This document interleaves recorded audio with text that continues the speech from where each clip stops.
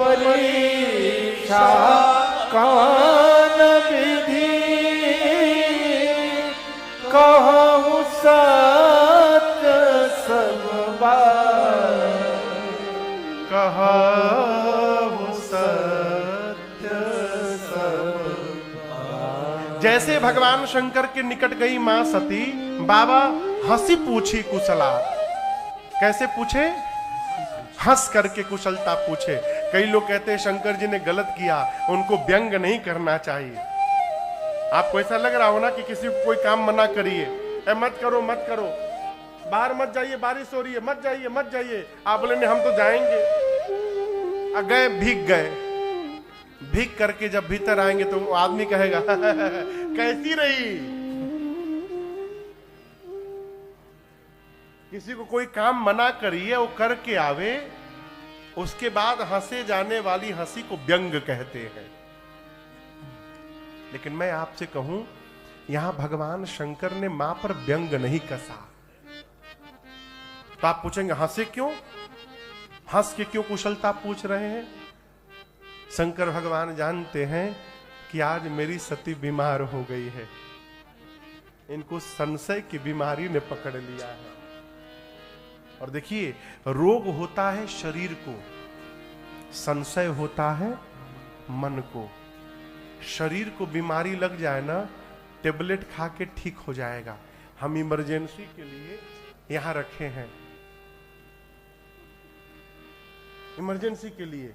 इसको खाने से थोड़ा राहत मिलेगी, लेकिन मन में बीमारी हो जाए ना तो टेबलेट से समाप्त होने वाला नहीं है। शंकर भगवान जानते हैं मेरी सती बीमार है।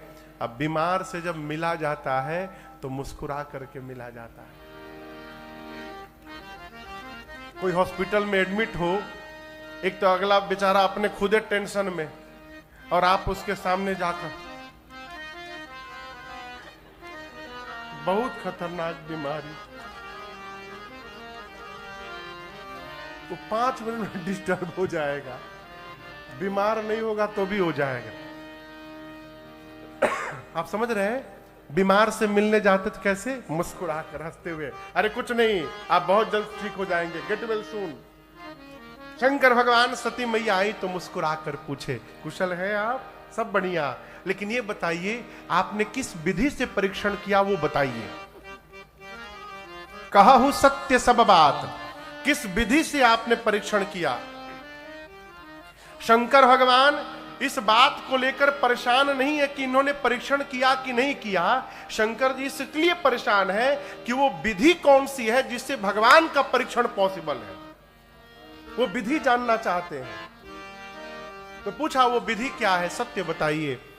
सती मैया सत्य बताना चाहती थी, परंतु जिस माया का चेहरा बनाया उसी माया ने अपना आसन जमा लिया, और सती मैया के मुख से सत्य की जगह क्या निकल गया? सत्य की जगह क्या निकल गया? असत्य निकल, झूठ नहीं, असत्य। किसी को मत बोलिए कि आप बेईमान हैं, बोलिए आप ईमानदार बनिए। ये ना बोलिए कि बेईमानी छोड़ो, कहिए ईमानदारी रखिए।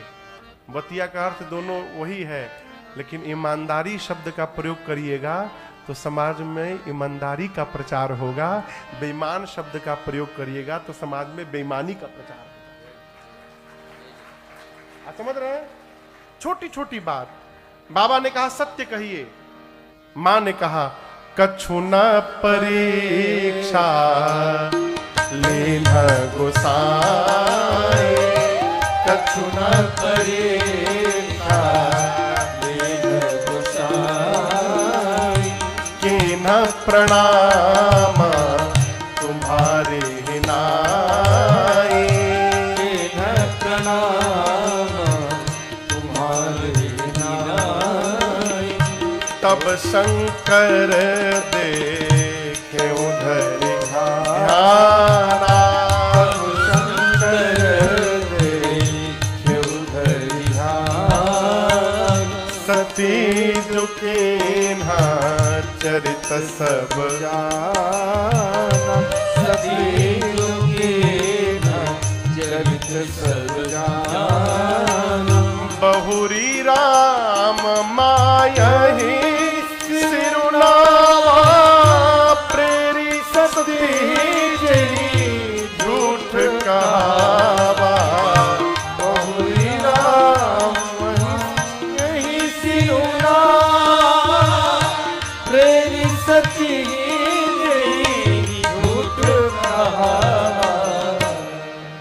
सती मैया ने कहा, प्रभु मैंने कोई परीक्षण किया ही नहीं, कछु न परीक्षा, मैंने कोई परीक्षण नहीं लिया। बाबा ने किया, पूछा फिर क्या किया? मां ने कहा, जो आपने किया, कीन्हा प्रणाम तुम्हारी ही नाई। जैसे आपने उनको दूर से प्रणाम किया था प्रभु, मैं भी पास नहीं गई, दूर से ही प्रणाम करके चली आई। इसका दूसरा एक अर्थ है, कीन्हा प्रणाम तुम्हारी ही नाई। मैं परीक्षा लेने तो गई थी, लेकिन जैसे आपने उनको प्रणाम किया था, उसी तरह उन्होंने हमको प्रणाम कर लिया। शंकर भगवान मन में सोचे, इम्पॉसिबल। इतना समझाया, समझ में बात नहीं आई। रास्ते में अपने आप समझ कैसे गई? बाबा ध्यान में गए और ध्यान में जाकर भगवान शंकर ने सब देखा। क्या देखा? सती जी ने सीता मैया का रूप बनाया। और आपको एक बात बताऊं, इतने बड़े, आज की भाषा में कहें, कांड होने के बाद भी भगवान शंकर सती जी का अपराध नहीं मानते, सती जी का दोष नहीं मानते। कहते मेरी सती का कोई दोष नहीं है, ये राम जी की माया ने सती से झूठ कहलवा दिया है। प्रेरी सती ही जेही झूठ कहावा। ये क्या है? जिसको अपना कह दिया उसमें दोष नहीं देखना चाहिए।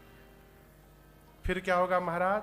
जीवन भर संबंध बना रहेगा, और जहां दोष देखना शुरू करिए संबंध समाप्त हो जाएगा। जिससे मन न लगे ना, वो कन में वो धीरे धीरे बोलता है तो उसकी बात कर्कश लगती है, और जिससे मन लग जाए, आपन लड़का कितनो चुकरे, कितनो चिल्लाए, किसी को बुरा नहीं लगता, और दूसरे का बच्चा चिल्लाने लगे, कान फाड़ के रख दिया है। क्यों? मन नहीं लगा है वहां पर। शंकर भगवान सोचे, सती ने मेरी मां का रूप बनाया। अब मान लीजिए हम रांची 3 दिन के लिए आए हैं, हम आपको ठग के चले जाएं, ऐसा हम करेंगे नहीं, लेकिन मान लीजिए हम आपको आए और ठग लें और ठग के चले जाएं, तो जाने के बाद जीवन भर जब जब आप मेरा नाम सुनिएगा ना, आपको ये बाद में आएगा कि हम राम कथा गाते हैं याद।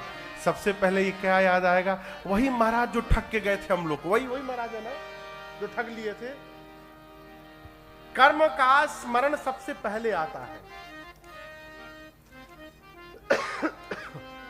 शंकर भगवान सोचे, सती जब जब दिखाई पड़ेंगी, अब मुझे यही स्मरण में आएगा कि सती ने मेरी मां का रूप बनाया, और जिसको देखने के बाद मां की याद आएगी, उसके साथ गृहस्थ धर्म का निर्वाह कैसे कर पाऊंगा मैं? मन में द्वंद आया। अब बाबा ने उसी क्षण मन में संकल्प किया, प्रण नहीं किया। क्या किया? संकल्प। जोर से बोलिए। दोनों में बड़ा अंतर है। संकल्प छिपा के करना चाहिए, अब प्रतिज्ञा सुना करके करना चाहिए। संकल्प जितना छिपा रहेगा, उसकी सिद्धि उतनी अधिक होगी। दोनों का उदाहरण है। शिव संकल्प कीन्ह मन माही। बाबा ने मन में संकल्प किया, और राम जी ने दोनों भुजाओं को उठा करके प्रण किया। निश्चर ही न करऊं मही, भुजा उठाई प्रण कीन। भुजा उठाकर भगवान ने प्रतिज्ञा किया, धरती को निशाचरहीन कर दूंगा। बाबा ने संकल्प किया, क्या? एहि तान सती भेट मोहि ताहि, एहि तान सती भेट मोहि नाहि। शिव संकल्प कीन्ह मन माहि। शिव संकल्प कीन्ह मन माहि। शिव संकल्प कीन्ह मन माहि। बाबा ने संकल्प किया, सती जब तक अपने इस शरीर में है, आज के बाद मेरा और सती का भेंट होने वाला नहीं है। बाबा ने त्याग कर दिया। आकाशवाणी भई, आकाशवाणी ने प्रशंसा की, जय हो भगवान शंकर, आपके अलावा ऐसा प्रतिज्ञा प्रण संकल्प कोई नहीं कर सकता। सती मैया बार बार पूछती, प्रभु कौन सा संकल्प कर लिया, कौन सा संकल्प कर लिया? बाबा ने बताया नहीं। क्यों नहीं बताया अशोकदा, क्यों नहीं बताया? हाँ, इसलिए नहीं बताया कि सती सुनेंगी तो इनको दुख होगा। कई लोग ना इतना कड़ुआ बोलत है घर में, इतना कड़ुआ। अब पूछिए आप इतना कड़ुआ काहे बोलते? बोलो महाराज हम तो सत्य बोलते हैं। सत्य कड़ुआ होता है? टेंडर आप ही को मिला है का सत्य बोलने वाला?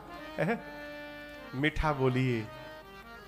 देखिए, गोली से किसी को मार दीजिए ना, छू के निकल जाए तो उसका घाव भर जाता है।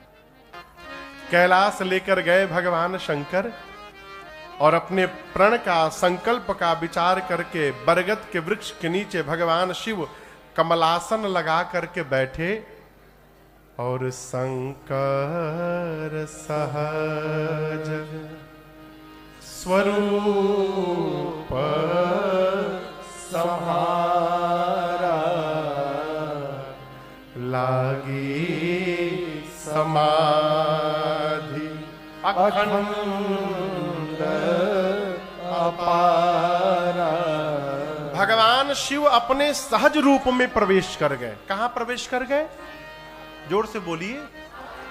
क्या लग गया उनको? समाधि। क्या लग गया? समाधि में बैठ गए। इसका एक दूसरा भाव मैं बताऊं, अचानक एक दिन मन में आया। शंकर सहज स्वरूप सम्हारा। सहज स्वरूप किसका है पता है? राम जी का। मनुजा ही राचेऊ मिली ही सो बरु सहज सुंदर सांवरू। राम जी का स्वरूप सहज स्वरूप है। शंकर भगवान बरगद के वृक्ष के नीचे बैठे, राम जी के सहज रूप का स्मरण किया और जैसे वो रूप दिखाई पड़ा, बाबा समाधि में चले गए, समाधिस्थ हो गए। हर मनुष्य का अपना एक सहज स्वरूप है। हम ये आप जितने लोग बैठे हैं ना, सबका एक सहज स्वरूप है। वो रूप क्या है महाराज? हमको कैसे पता चलेगा बताएं? हमारे गांव में, शहर में हमारा एक बिल्डिंग है, तो उसमें पहले नर्सिंग होम था। तो हम कलकत्ता से गर्मी की छुट्टी में जाके 1 महीना वहां रहते थे अस्पताल में। तो सामने एक चाचा रहते थे, अब तो नहीं रहे वो। उनके कपड़े का दुकान था। तो मैं शाम को वेट करता था कि वो कब दुकान बंद करके आए। मैं बैठा रहता था बाहर एक चीज देखने के लिए। क्या? वो आते थे ना, तो कल्पना करिए उस दरवाजे के पास उनका घर है, उतना दूर। जब घर उतना दूर बचा रहता था, तब तक वो अपना कुर्ता निकाल के हाथ में ले लेते थे। अब वो पैजामा और बनियान पर आ गए। मैंने घर में जाके नहीं उतारते, पहले घर का काम बाहर कर लो। तो बाहर कुर्ता उर्ता निकाल के हाथ में रख लिए, गेट के पास गए, बेल दबाए। यदि दरवाजा खुलने में विलंब हुआ तो पैजामा भी उतार के हाथ में ले लेते थे। इससे ज्यादा लेट कभी नहीं हुआ। तो अब मैं कभी सोचता था कि घर के बाहर इस तरह रह रहेंगे, घरवा में कैसे रहते होंगे। ये क्या है? मैं क्यों कह रहा हूं? एकांत में जब आप ये मान रहे हैं कि आपको कोई नहीं देख रहा है, उस समय जो आप होते हैं वो आपका सहज स्वरूप है, वही सहज जीवन है। मनुष्य जब एकांत में पहुंचता है तो अपने सहज रूप में आ जाता है। उस समय हम जो करते हैं वो हमारा सहज स्वरूप है, बाबा का सहज स्वरूप है। सहज स्वरूप वाले श्री रघुनाथ जी का स्मरण करना। बाबा कैलाश में पहुंचे, बरगद वृक्ष के नीचे बैठे, राम जी के स्वरूप को संभारा। हरि कथा रसाला। भगवान शंकर मां सती को भगवान की कथा सुनाने लगे और ठीक उसी समय दक्ष प्रजेश भये तेहि काला। ब्रह्मा जी ने सती मैया के पिता का नाम है दक्ष। क्या नाम है? दक्ष को शंकर भगवान के ससुर जी को ब्रह्मा जी ने बहुत बड़ा एक पोस्ट दे दिया। क्या बना दिया? प्रजापतियों का राजा बना दिया। और आपको बताऊं, जैसे अधिकार मिला दक्ष को अभिमान हो गया। अधिकार मिलने से क्या हो गया? अभिमान। बहुत खतरनाक चीज है अधिकार। इलेक्शन के पहले देखिए वोट फॉर मी, इलेक्शन के बाद भगवान ने मालिक है, दिया लेके ढूंढिएगा। हम जहां रहते हैं ना, तो सांसद है कि विधायक है वो अपने यहाँ के, जो 5 साल में एक बार दिखाई देते हैं, विधायक है। हम जहां रहते हैं कलकत्ता में, हावड़ा में, हमारे जो विधायक जी हैं ना, वो साल में केवल 1 दिन दिखाई देते हैं। 5 साल पर 5 साल ना, सॉरी 5 साल में इलेक्शन के टाइम में 1 दिन आते हैं, प्लीज वोट फॉर मी। और उसके बाद से दिया लेके आप ढूंढिएगा, पाइएगा नहीं कहीं। अधिकार, यहां दर्शन करिए, जीवन में पात्रता यदि नहीं होगी, अधिकार अभिमान को जन्म दे देगा। पात्रता नहीं है, अधिकार अभिमान को जन्म दे देगा। स्वामी जी तो लिख दिए कि संसार में ऐसा कोई जन्मा ही नहीं है जिसको अधिकार होने के बाद अभिमान न हो जाए। लेकिन मैं आपसे कहूं, जो उपलब्धि को भगवत कृपा मान के रहता है, उसको अभिमान आने वाला नहीं है। उपलब्धि प्राप्त हो तो उसको क्या मानिए? क्या मानिए? भगवत कृपा मानिए। लेकिन होता नहीं है। बेटा बेटी अच्छे नंबर से पास हो जाए ना, माई बाप पूरे रिश्तेदारी में घूमते हैं मिठाई का डब्बा ले लेकर। बहुत मेहनत किया महाराज, बहुत मेहनत किया, दिन रात एक कर दिया, किसी से मिलता नहीं। और भगवान शिव को अपमानित करने के लिए दक्ष ने हरिद्वार में यज्ञ की रचना की और सभी को बुलाया, छोड़ ब्रह्मा विष्णु महेश। अब आप कहोगे शंकर जी को क्यों अपमानित करना है? दक्ष अपने दामाद भगवान शिव को ही शत्रु मानते हैं। ब्रह्म सभा हम सन दुख माना। एक बार ब्रह्मा जी की सभा लगी, ब्रह्मा जी के यहां सभा लगी थी। जैसे आप लोग बैठे हैं ना, सभी देवताओं दिक्पालों की मीटिंग थी, सभी लोग बैठे थे। सबके जाने के बाद अंत में दक्ष प्रजापति वहां पहुंचे। तो दक्ष जब आए ना, तो सभी देवताओं ने खड़े होकर उनका अभिवादन किया। केवल 3 लोग नहीं खड़े हुए थे। कौन कौन? ब्रह्मा जी, विष्णु जी और महेश जी। अब दक्ष को यह नहीं दिख रहा है कि सभी ने प्रणाम किया, उनको क्या दिखाई पड़ा? 3 लोग नहीं प्रणाम किए। यह हमारे दुख का सबसे बड़ा कारण है। हम कहीं जाते हैं तो ही देखते के प्रणाम कैल हो ना, कौन कौन नहीं किया इसकी लिस्ट बनाओ। हाँ। और ऊपर से कहते आपने हमारा अपमान कर दिया। किसी ने किसी का अपमान नहीं किया। हमारे महाराज जी कहते बाबू, जहां जहां सम्मान की कल्पना करके जाइएगा, वहां से अपमानित होकर के आना पड़ेगा। कल्पना न करिए, उदासीन रहिए। अब दक्ष को लगा कि इन्होंने मेरा अपमान कर दिया, कोई बात नहीं, ब्रह्मा जी और विष्णु जी से कोई बात नहीं, भगवान है ये लोग। लेकिन शंकर तो मेरे दामाद है। ससुर जी आए और दामाद खड़े होकर अभिवादन न करे, और शंकर जी को पता नहीं चला कब उनके ससुर जी आ गए। बाबा तो माला पकड़ के राम राम राम राम में लगे हुए थे। और उसी दिन से दक्ष ने शत्रु मान लिया। गोस्वामी जी कहते हैं, दक्ष पक्ष लिए मुनि बोली सब, करन लगे बढ़ जा। मुनियों को बुलाकर यज्ञ प्रारंभ करने लगे। अब यज्ञ में किसको बुलाया जाएगा? आवाहन होता है देवताओं का। यज्ञ में किसका आवाहन होता है? जब तक देवता नहीं आएंगे यज्ञ होगा नहीं। दक्ष को लगा शंकर जी को नहीं बुलाएंगे तो देवता विरोध कर देंगे, आएंगे नहीं। तो दक्ष ने लालच दिया, न्योते सादर सकल सुर, जे पावत मख भाग। कैसे न्योता दिया? आदर पूर्वक। आज की बात कहें तो फल का टोकरी गया, मिठाई का पैकेट गया, गुलदस्ता गया, देवताओं को आने के लिए गाड़ी भेजी गई।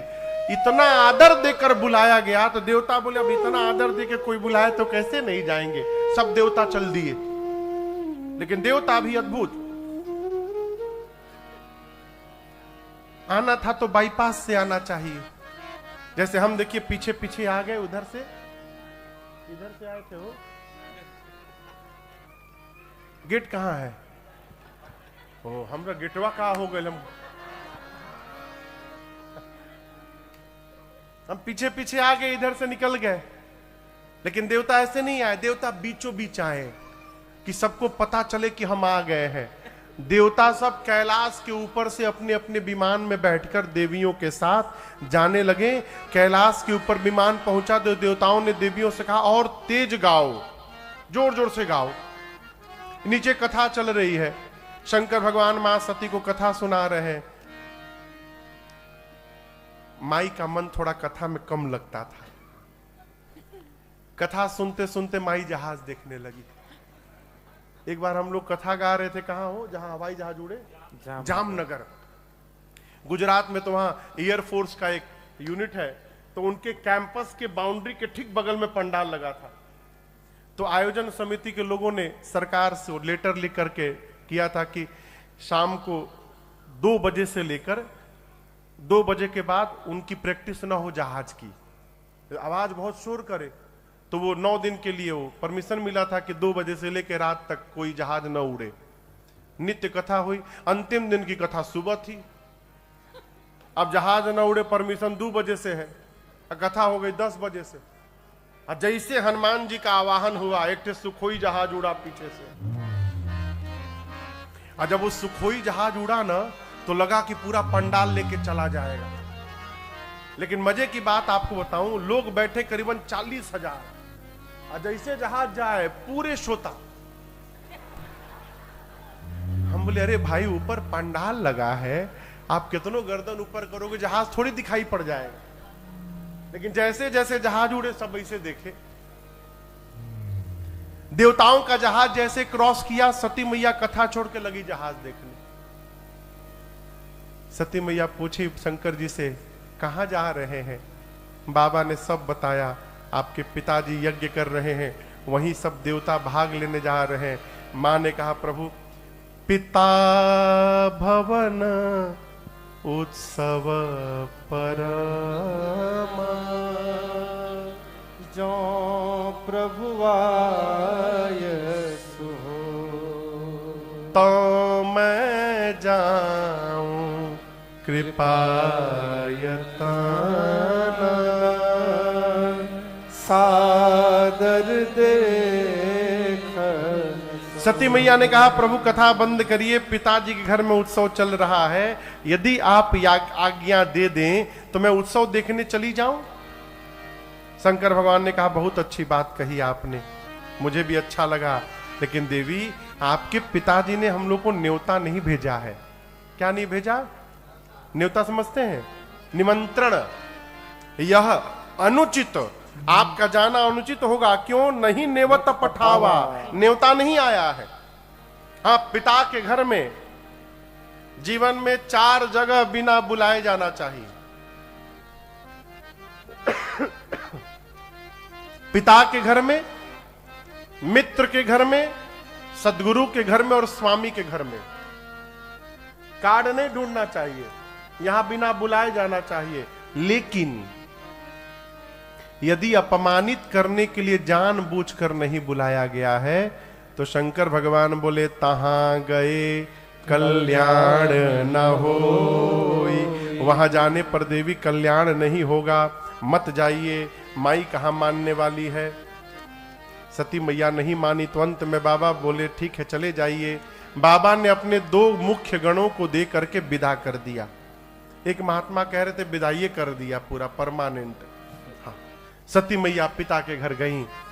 गोस्वामी जी कहते हैं पिता भवन जब गई भवानी, पिता भवन जब गई भवानी, दक्ष त्रास काहू न सन मानी, दक्ष त्रास काहू न सन मानी, सादर भले ही मिली एक माता, सादर भले ही मिली एक माता, भगिनी मिली बहुत मुस्कुराता, भगिनी बहुत मुस्कुराता, हाँ भगिनी मिली बहुत मुस्कुराता। पिता के घर जब मां सती गई, आपको सुनकर आश्चर्य लगेगा, दक्ष ने सबको बोल के रखा था घर में, आ गई तो कोई उससे बात तक नहीं करेगा। अब आप सोचिए बेटी पिता के घर में जाए और कोई बेटी को देख नहीं रहा हो, किसी ने नहीं देखा। लेकिन आपको सुनकर अच्छा लगेगा, आपका सब पूरा जगत त्याग कर दे, लेकिन मां कभी त्याग नहीं कर सकती है। सती मैया की मां प्रसूति मैया दौड़कर उनको अपने हृदय से लगा ली और जा करके खूब दुलार करती हैं। उनकी बहनें भी मिली, लेकिन गोस्वामी जी कहते बहनें बहुत मुस्कुरा करके मिली। कैसे मिली? अब इसमें क्या दिक्कत है महाराज मुस्कुराने में? बहुत ज्यादा मुस्कुराना नहीं चाहिए। अब जैसे शिव भी आप कहीं गए और जैसे आप गए तो सामने वाला बोले आप भी आ गए, इसका मतलब आपको नहीं आना था। देखिए कई लोग कार्ड बांटते हैं ना, कार्ड, तो जैसे इनको देने आए अब बगल में दिखाई पड़ गए, आप भी आ जाइएगा बोलते हैं ना, इसका जहां भी लग गया, इसका मतलब आपको बुलाना नहीं था, लेकिन आप दिखाई पड़ गए तो आ जाइएगा। जिसको बुलाना होता है उसको ये नहीं कहते आप भी आ जाइएगा, कहते आप आइएगा। आपको आना है, आपको भी आना है, इसका मतलब नहीं आना है। हम तो कहीं जाते हैं ना कथा गाने, तो लोग कहते हैं महाराज इसको अपना ही घर मानिएगा। कितने दिन तक? 9 दिन तक, 10वें दिन न मानिएगा। अभी मैं कथा में बोला हूं, पिछले बाबू कथा कराए तो एक निवास बनाए नया घर कि महाराज जी आएंगे तो उसी में रहेंगे, इसलिए बनाए थे आनंद बाबू। यूट्यूब वाले का प्रचार कर दिए, महाराज जी के लिए नया घर बनाया गया, महाराज जी का घर। हाँ?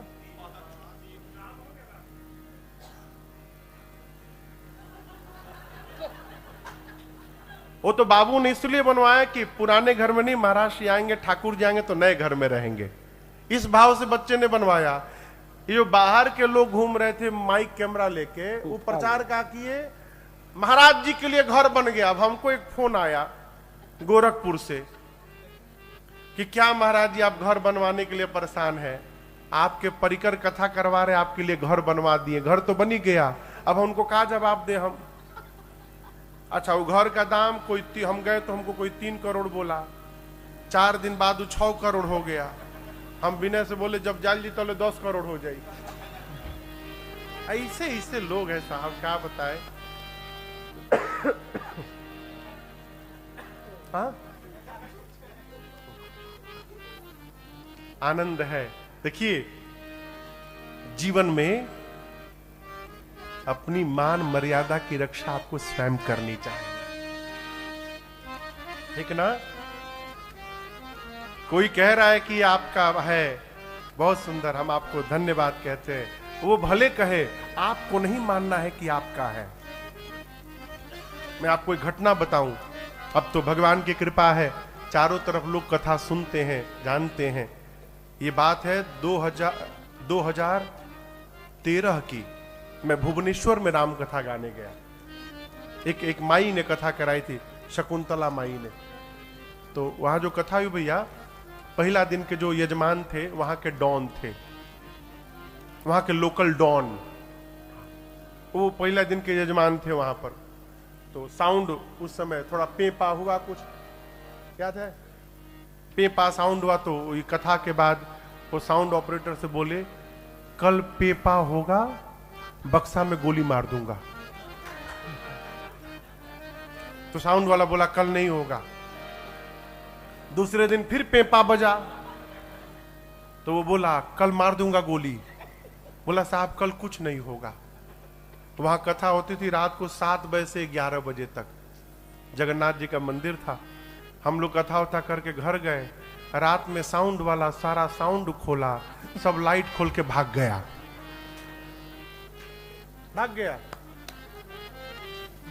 अब तीसरे दिन प्रशांत मिश्रा जी, ये नाम है ना भैया, प्रशांत मिश्रा, वो क्योंझर से गए थे व्यवस्था देखने के लिए। हमको 8 बजे सुबह बुलाए, आए, बोले महाराज साउंड वाला भाग गया। हमने तब हो जाएगा महाराज, हो जाएगा। वो ना जानते ही नहीं थे, किसी बात में हो जाएगा महाराज, हो जाएगा। 5 बजे हम फोन किए, भैया साउंड हुआ? अभी हुआ नहीं महाराज, हो जाएगा, हो जाएगा। अरे 2 घंटा बाद राम कथा है, साउंड लाइट कुछ है नहीं, क्या हो जाएगा? हम अपने ठाकुर जी के सामने बैठे, इन्हीं के सामने। अबले सरकार, अब आप ही के हाथ में इज्जत है।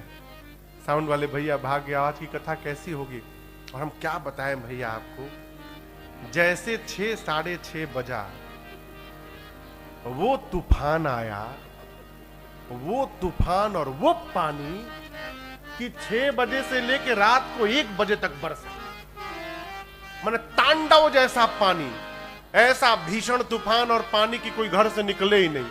और जितना बादल गरजे उतने हम लोग नाचे कमरे में। हम लोग नाचे, ठाकुर जी लज्जा बचा दी। हम लोग कमरे में कथा की, याद के हम लोग उसी हॉल में, कथा तो करनी है, हॉल में चौकी लगाए, ठाकुर जी को पधराए और 3 घंटा खूब कथा किए, भजन गाए हम लोग कुरुम में अपने। ठाकुर जी लज्जा बचाए। अगले दिन साउंड वाला आया, किसी को पता नहीं चली, कथा हुई। वहां एक बाबूजी आते थे, हमको बोले महाराज जी मैंने एक प्रतिष्ठान बनाया है, आप चलिए। वृद्धाश्रम बनाया था उन्होंने। भुवनेश्वर के मेन शहर में सड़क के ऊपर 4 माले का बिल्डिंग बना बनाया पूरा। 3रे माले पर बनवासी स्वरूप रघुनाथ जी का स्वरूप मंदिर बना है। नीचे सत्संग हॉल बना है, रुकने के लिए रूम बने हैं, किचन बना है, भोजन करने के लिए वृद्ध जनों के लिए पूरा। मैंने उस समय करीबन, उस समय नहीं बीत थी तो 5 से 6 करोड़ की संपत्ति थी। ये बात 2012-13-14 की बता रहा हूं। वो पूरा हमको, हाँ 13 की, पूरा घुमाए हमको, मैं भी देखा। फिर ऑफिस में ले गए, हमको बोले महाराज आप जानते हैं यहां आपको क्यों लाया हूं? हम क्यों लाए बाबूजी? बोले महाराज मेरा एक बेटा है, वो नालायक हो गया है। मैं बनाया था इसको, वृद्धाश्रम बनाऊंगा, लोगों का उपकार होगा। 2 साल पहले मुझे ब्रेन हेमरेज हो गया। तो मैं जानता हूं कि मैं बहुत दिन जीने वाला नहीं हूं। इसको छोड़ करके जाऊंगा तो मेरा बेटा इसको पी पा के खत्म कर देगा बेच के। तो बोले आप हमसे क्या चाहते हैं? बोले महाराज मैं चाहता हूं कि आपको कुछ देना नहीं है, ये पूरी संपत्ति मैं आपको लिख दे रहा हूं, आपको जो मन करेगा वो करिएगा, चलाइएगा। बोले रजिस्ट्री का खर्चा भी मैं आपको दूंगा। उसमें मुझे कोई जानता नहीं था, वो 4-5 दिन से कथा सुन रहे थे। उसके बाद उनको ये भाव जगा। अरे बाबूजी आपकी बात अच्छी, अच्छा ठीक है, मैं घर में बात करके आपको बताऊंगा। ऐसे 3-4 दिन और बीता, रोज आके बैठ जाते थे, महाराज चलिए रजिस्ट्री कर दे। हमको बाबूजी बताएंगे आपको। हम उनको बोले कलकत्ता जाने दीजिए, पिताजी से बात करके तब बताऊंगा। मैं कलकत्ता गया और उनको फोन किया, कहा बाबूजी ऐसा है कि समाज में बहुत संस्थाएं हैं जो परोपकार का काम करती हैं। लायंस क्लब है, रेड क्रॉस है, किसी भी संस्था को पकड़िए और आप उसको संपत्ति हैंडओवर करिए। अपने राम जी को उससे कोई लेना देना नहीं। क्यों? देखिए, आराम से आई संपत्ति आपके जीवन को समाप्त कर देगी। अपनी कमाई से बनाई गई संपत्ति ही आपको सुख दे सकती है। जो संपत्ति आराम से आएगी वो सब कुछ लेके चली जाएगी। सावधान। इसलिए कोई कहता है महाराज जी आपका घर है, हम जानते हैं मन में 9 दिन, 10वें दिन नहीं सोचना है कि आपकी सब घर है, भागिए वहां से तुरंत। और दूसरी बात कहूं, लोग कहते हैं इसको अपना अपना ही घर मानिएगा। है जो अपना घर होता है ना उसको मानना नहीं पड़ता है, और जहां मानना पड़ता है वो अपना होता नहीं है। बाबू बहुत सावधान। फ्री में कुछ मिले ना दबा, कभी फ्री में कहीं भंडारा में भोजन नहीं करना चाहिए। भोजन यदि करते हैं 100 रुपया का भोजन किया तो 150 दान पत्र में डाल करके आइए। ये तो आप भोजन नहीं किए, जिसने भंडारा करवाया उसका सारा पाप लेकर के चले आए। वो पाप काटने के लिए भंडारा हो रहा है। हाँ, कहीं कहीं मजबूरी में, भाई कोई बुरा ना मानिएगा, कहीं कहीं खाना पड़ता है मजबूरी में, खाइए, लेकिन 100 रुपया का खाइए तो 150 वहां दान पत्र में डाल करके आइए। आपन तेज संहारो। फिर बोलिए शंकर जी और राम जी में बड़ा कौन है? तो राम जी शंकर जी का पूजा कहाँ करते हैं?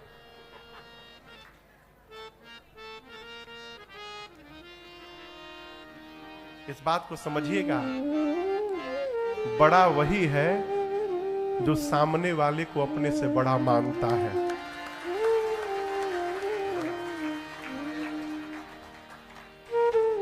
अपने को बड़ा तो सब मानते हैं, सामने वाले को यदि कोई बड़ा मान रहा है वो बड़ा आदमी है। शंकर जी राम जी को बड़ा मानते हैं और राम जी शंकर जी को बड़ा मानते हैं। ये दोनों का रिलेशन है। क्या रिलेशन है? गोस्वामी जी कहते हैं, सेवक स्वामी सखा सिय भगवान शंकर सिय पी के, सिय मने, अरे बोला करिए बिचुआ में, सिय मने प्रेम भैया, सीता मैया, पिय मने, सिय पिय मतलब राम जी, सीता जी के पिया कौन? राम जी। शंकर जी राम जी के क्या है? सेवक स्वामी सखा सिय पी के। शंकर जी राम जी के सेवक हैं, शंकर जी राम जी के स्वामी हैं और शंकर जी राम जी के सखा हैं। ये दोनों के बीच में रिलेशन है। शंकर जी राम जी की हर आज्ञा का पालन करते हैं। और मैं आपसे निवेदन करूं, धरती पर वो मनुष्य सौभाग्यशाली है जिसको कोई आज्ञा देने वाला है। यदि आपको कोई आज्ञा देने वाला है, आप अपने को धन्य भाग मानिए, बड़भागी मानिए। अभी पिछली कथा में बात आई, हम और आप भाग्यशाली हैं कि भारत में हैं। क्यों भारत में है ना? तो माता पिता के द्वारा दी गई सेवा भी मिली है। समझ रहे हैं? पिटाई वाली, जब तक पिटाई ना पड़े ना हो तब तक जीवन आकार नहीं प्राप्त करता। कुम्हार मटका बनाता है तो उसको पीटता है, तब उसको शेप मिलता है। उसी प्रकार जीवन में माता पिता की मार न पड़े ना, जीवन को आकार मिलने वाला नहीं है। भारत के बाहर जाइए, बड़ी दुर्गति है, बहुत दुर्गति। आप बच्चे को आंख नहीं दिखा सकते, हाँ? तुरंत पुलिस बुला लेगा, 911। माई बाप गए जेल में, लड़का गया, सीताराम। दोबारा जीवन में लड़का मिलेगा नहीं आपको। बच्चों को ले जाकर क्रिश्चियन बना करके और क्रिश्चियन घर में छोड़ दिया जाता है। डर के मारे लड़का कितनो उदंड करे, उदंड हो जाए, माई बाप की हिम्मत नहीं लड़का को छू दे, डांट नहीं सकते।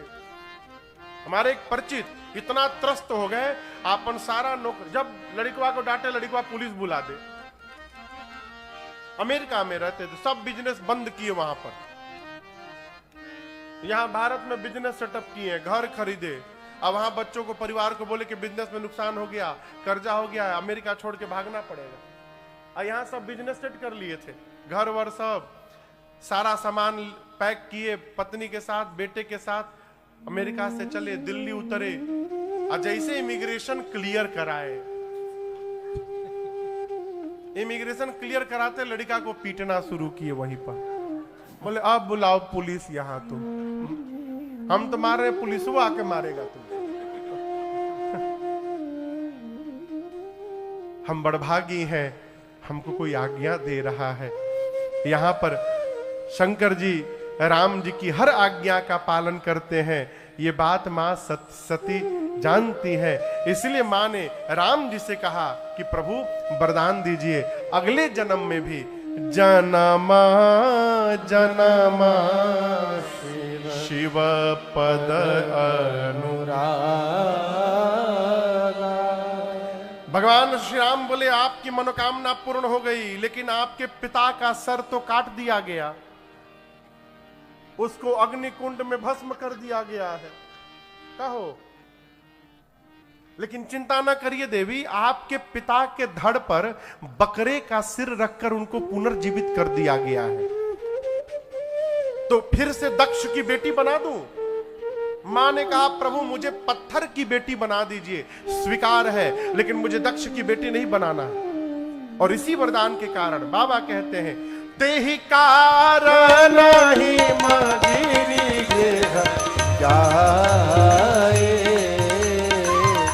तेहि कारण ही मगिरी गिर जाए,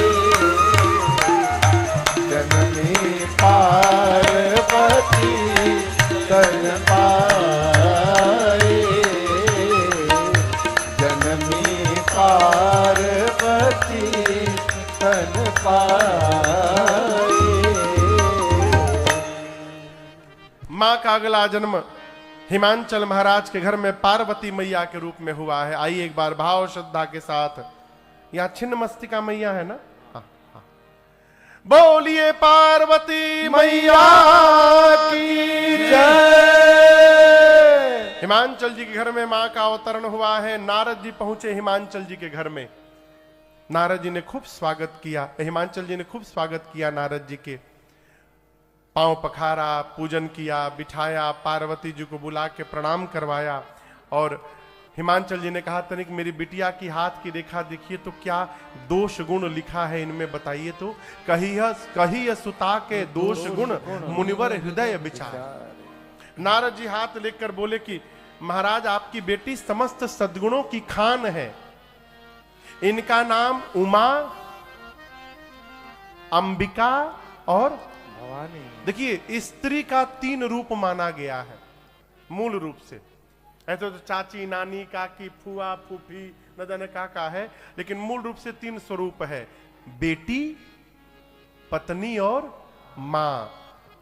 नारद जी ने तीनों रूप का नामकरण किया, नाम उमा, अंबिका, भवानी। ये उमा है आपकी बेटी, अंबिका है जगत की मां, और ये भवानी है भव की अर्धांगिनी होंगी। इनका सौभाग्य खंड बना रहेगा महाराज, आपके बेटी से आपको जगत में यश की प्राप्ति होगी, इनकी सर्वदा पूजा होगी, जय जयकार होगी। हिमांचल जी बोले दोष नहीं लिखा है का? नारद जी बोले इनमें दोष नहीं है, इनके होने वाले पति में दोष है। कहिए तो उनका बताऊं। अरे गौरा हथवा में, आप लोगों को भोजपुरी समझ में आएगी? अच्छा एहो जा भोजपुरी चलत है।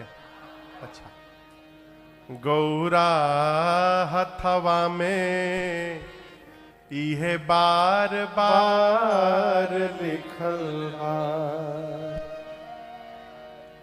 इनका दुल्हा मिली है निपटे, अरे गवार लिखल बा, गौरा हथवा में यह बार बार लिखल बा। नारद जी बोले महाराज आपके बेटी का जो पति होगा अगुण होगा।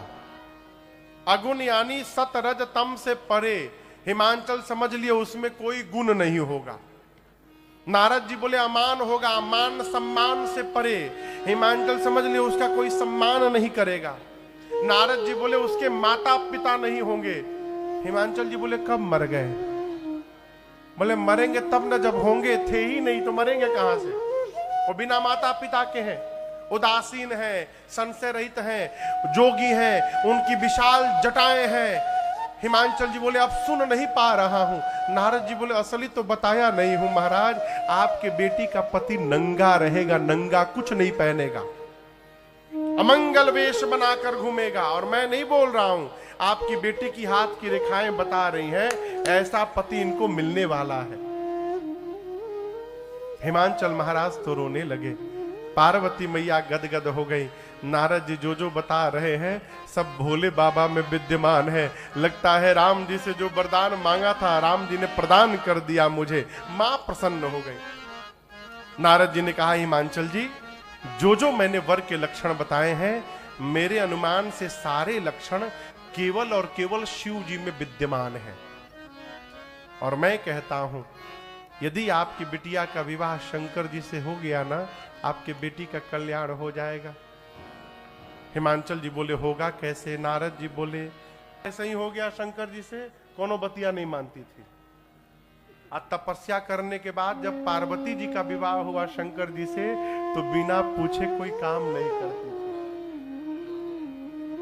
कहो आराम से नहीं मिलना चाहिए। अब हम तो कथा में कहते हैं किसी को बुरी भी लग सकती है, आई एम सो सॉरी। घर में संतान बड़ा हो गया और उसके बाद भी यदि आप बिठा करके भोजन करा रहे हैं तो आप अपने हाथों उसकी हत्या कर रहे हैं। आराम से भोजन मिलेगा ना, कोई काम नहीं करेगा, है? तपना पड़ेगा साहब।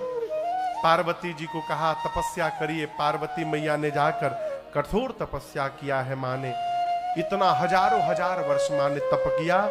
माँ की तपस्या देखकर आकाशवाणी हुई। आकाशवाणी ने पार्वती जी की प्रशंसा की और कहा भवानी जी अस तप काहू न कीन भवानी भय अनेक धीर मुनि ज्ञानी। आपने जैसी तपस्या की ऐसी तपस्या आज तक किसी ने नहीं की।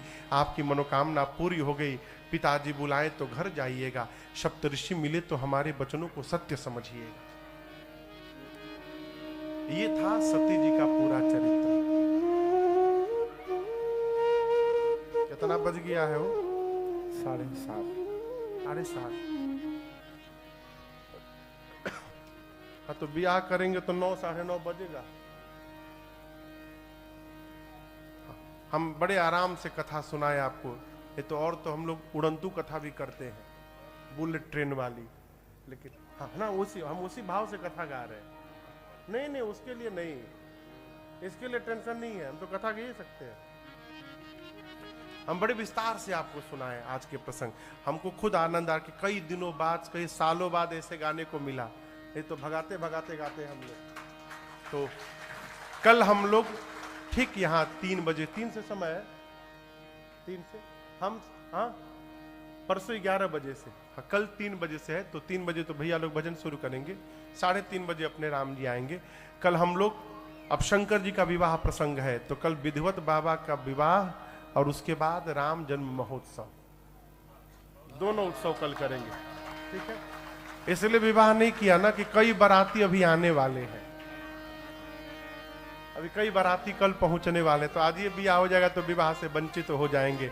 तो आज हमने आपने सती मैया के चरित्र को गाया, श्रवण किया। कल ठीक 3:30 बजे से आइए। आपको ऐसा प्रतीत होगा कि आप रांची में नहीं बैठे हैं, आपको लगेगा कि आप भी कैलाश में बाबा के बारातियों के बीच में पहुंच गए हैं। तो कल बाबा के विवाह में और उसके बाद श्री राम जन्म महोत्सव, दो उत्सव हम और आप यहाँ मनाएंगे। ठीक 3 बजे मिलते हैं।